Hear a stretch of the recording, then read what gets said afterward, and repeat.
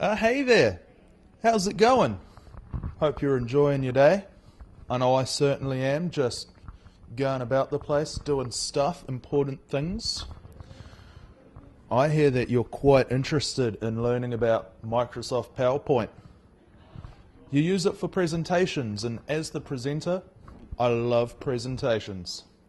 So, let me show you a couple of tricks of the trade, and you'll be set to do some amazing things. What you want to do first is you want to open up your Microsoft PowerPoint. And as you wait awkwardly for it to load, you'll end up seeing this screen here. Now, at this stage over here, we have one slide and it's empty. Now, one slide's not really going to do a lot for your presentation. So, to insert a new slide, you can either click here on New Slide, and it automatically just puts in a new blank slide for you. Or, if you click on the drop down, you'll see that there's a whole bunch of different presets that you can use. You've also got a few more options down here. I usually like to keep my slides simple, so I usually just go with a title and content. Nice and easy. Now, up here, you've got all your basic options. You've got cut, copy, paste, all of that sort of thing. Format Painter, we know what that's for. You can alter the layout of a slide once you've already put it in there. You just click to add some text. So let's say presentation. And then you can do all the same stuff as you would in Microsoft Word. You know, you can make your text smaller, bigger, change all the fonts, bullet points, change the orientation where your text is going. You can do whatever that was. I think I was trying to insert something there. You can throw in some shapes. You can also, just like in Microsoft Word, change the layout of your shapes that you put in there. Up here on your ribbon, in your tabs, you can insert tables, the same as how you would in any other Microsoft Office program. You can throw in pictures, clip art, you can take a screenshot, you've got your shapes, you can throw in some charts. So if you want to throw in a nice chart that you've made in Microsoft Excel, you can do that. You can put in links to other documents. You can do a little bit of word art, which is already pretty cool. So let's say I type in slide. You can see how it's got a little bit of word art going there, a little bit of shading. It's quite cool. You can change the colors. You can change where each of your images and shapes are aligned.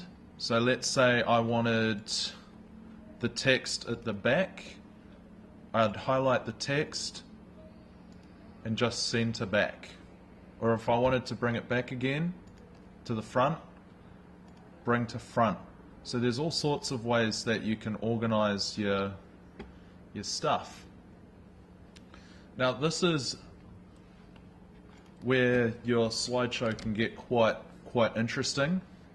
You can change the orientation of your slides, so you can make them landscape or portrait. I usually tend to just keep mine landscape just because most screens are landscape. You can put in different designs for your slides. So there's a whole bunch of automatic slides that are all there. You can change the colors. So there's a lot that you can do to make it look really effective. You can play with your fonts, a whole bunch of different background styles. Now, let's say that you want your slides to have a little bit of panache while they're going from one slide to the next, you can do transitions. And what a transition is like those little cool animations when you go from one side to another. So you can do a little wipe. And did we see what happened there? Is that's how your new slide is going to appear when you're running your show. So there's a whole bunch of different animations that you can use. Ripple is quite cool. It's like your presentation is made of water. I don't suggest that you make a presentation out of water because it doesn't really do well with electronics, but it's up to you. Let's say we want cool stuff to happen with our elements within our slides as well. So let's say we have this orange box and we want it to fly in. All we have to do is go animations, highlight the stuff we want to happen, and click on it. So it's really quite cool. I quite like this fly in because then I can pretend that my orange box is like Superman, but everyone has their own tastes. You can view your slideshows any way you want. So you can have it, as a normal slideshow. You can put them onto, handouts like this. So you have different slides on the same bit of paper. You can have a look at it in black and white. If you really want to get technical, you can put in macros. I've never used a macro in a presentation in my life. You've got your normal review settings for Microsoft Office products. So you've got your spell check, you've got your thesaurus so that you can look up different words, all of that sort of thing. Now, let's say we wanted to check out our slideshow before we actually show anyone else. We can actually go into slideshow up here and have a look at it. So you'll see all of these different options up here. You can like rehearse your timing and make all sorts of custom things happen. I usually just go from beginning, and it shows you what your slideshow is going to look like. And then all you have to do is click the right button for it to happen. And that is the amazing presentation that I've made. And then to get back, you have to go down here and just sort of end show.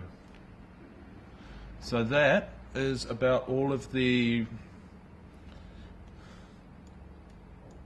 information that you're going to have to need to use PowerPoint efficiently.